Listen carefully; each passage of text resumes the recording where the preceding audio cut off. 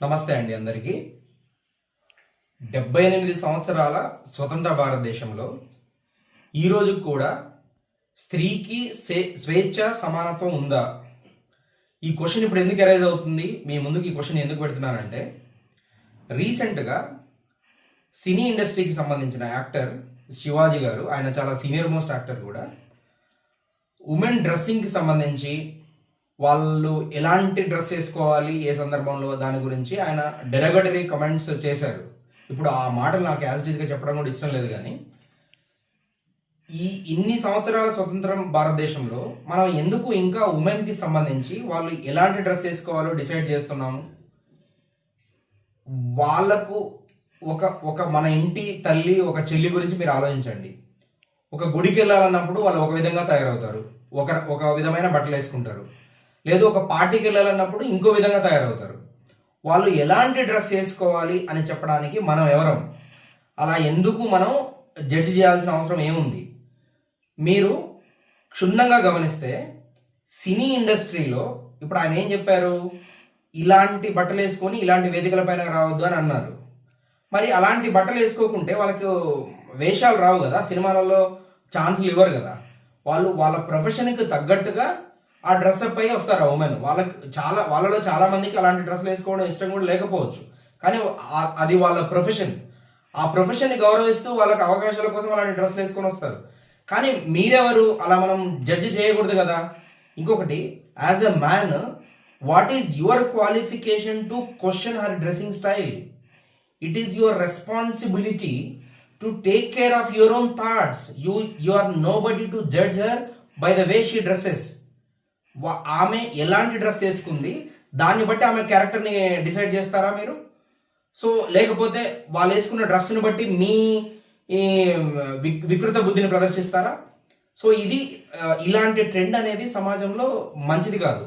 ఇంకా దారుణం ఏంటంటే, కొంతమంది ఆ శివాజీ గారు సరే ఆయన ఒకరోజు ఆ మాట అన్నారు, నెక్స్ట్ డే తన తప్పు తను తెలుసుకొని ఉండొచ్చు కాబట్టి అపాలజీ చెప్తూ ఒక వీడియో కూడా పెట్టారు. అండ్ ఫర్దర్గా నాకు తెలిసి యాక్షన్ కూడా ఉంటుంది, ఎందుకంటే ఉమెన్ కమిషన్ నుంచి ఆయనకు లెటర్ కూడా వచ్చినట్టు, ఆయన ఉమెన్ కమిషన్ ముందు అటెండ్ కాబోతున్నట్టు తెలుస్తుంది మీడియా కథనాల ద్వారా. అయితే ఇప్పుడు ఇష్యూ ఏంటంటే, ఒక సగం మంది ఈ సోషల్ మీడియా అనొచ్చు ఏదైనా అనొచ్చు, ఆ శివాజీ మాటల్ని సమర్థిస్తూ కూడా పోస్టులు పెడుతున్నారు, వీడియోలు చేస్తున్నారు. ఇది ఖచ్చితంగా ఖండించాల్సిన విషయం.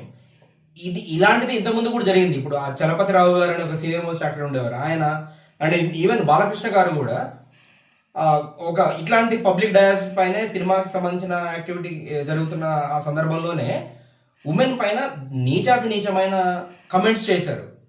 దీన్ని ఎలా సమర్థిస్తారు మీరు? ఉమెన్కి ఏం రెస్పెక్ట్ ఇస్తున్నారు? ఇలా సభ్య సమాజానికి ఎలాంటి మెసేజ్ ఇవ్వదలుచుకుంటున్నారు మీరు?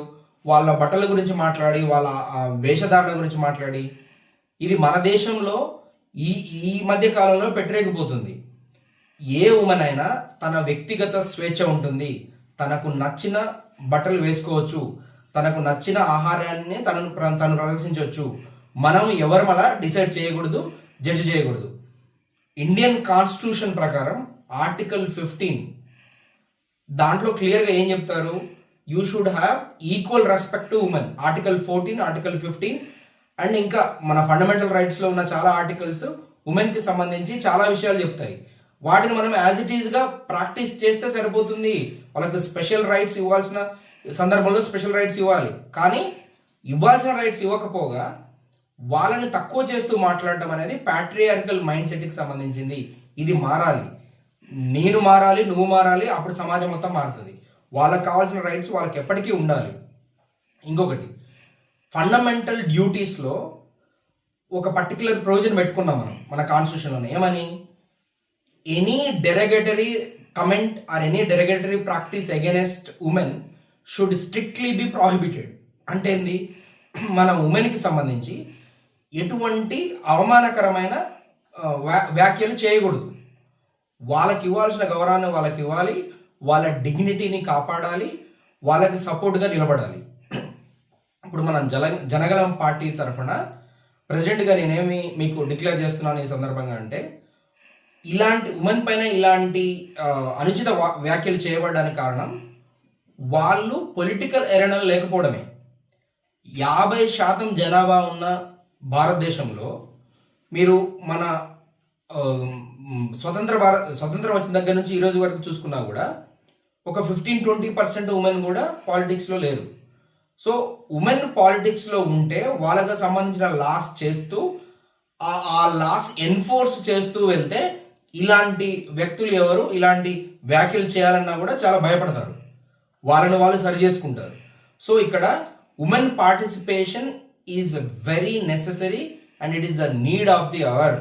ఈరోజు మన దేశంలో 70% యూత్ అనుకుంటే ఆ 70%లో 30 ఒక హాఫ్ ఆఫ్ ఇట్ అంటే 50% of them are obviously women. So వాళ్ళు కూడా ముందుకొచ్చి రాజకీయాలను శాసించే విధంగా పాలు పంచుకొని ఇలాంటి అకృత్యాలకు సంబంధించిన విషయాలు కానీ ఈ కమెంట్స్కి కానీ ధీటుగా సమాధానం చెప్పాలంటే వాళ్ళు ఎడ్యుకేట్ అవ్వాలి. ముందుకొచ్చి శాసించే స్థాయిలో ఉమెన్ వచ్చినాడు అంటే ఈక్వల్గా మెన్ ఎంతమంది ఉన్నారో ఉమెన్ అంతమంది శాసించే స్థాయిలో వచ్చినాడు. ఇలాంటి ఈ డిస్రెస్పెక్ట్ మొత్తం పోతుంది ఉమెన్కి సంబంధించి. So I appeal entire women folk in the country to come forward, participate in the politics so that you can take care of yourselves along with like-minded people in the society. Thank you everyone. Jai Telangana. Namaste andariki. Bharat Mata ki Jai.